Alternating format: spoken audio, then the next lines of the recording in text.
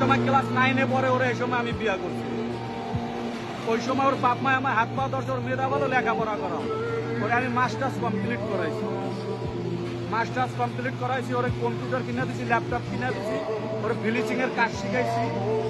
আমার পোলার বয়স 9 বছর, ও লাখ লাখ টাকা কামাই করে না, ও আমার টাকা পয়সা অর্থ সম্পদ কম্পিউটার জিমে যা আছিল নগদ ক্যাশ 1,80,000 টাকা নিয়ে 8 মাসের 18 তারিখ ও চলে গেছে একটা ছেলের সাথে, বাইকে গেছে। এখন ওই ছেলে দেখা যাইতেছে ছেলে দিবেন আপনাকে, ও বলতে আছে যে আমার ছেলে তোমারে দিব না। আমি কে দেবো না, ঠিক আছে তার ছেলে যাইব, ছেলের সাথে দেখা করায় না আমার 2 মাস ধরে।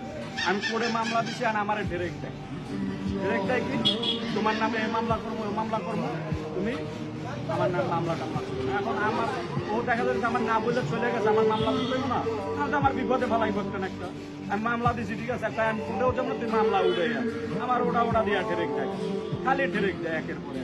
এর জন্য আমি বলছি তুই যা করতে পারো, আমি তো মরে গেছি, আমার জীবনে আর কিছু আছে।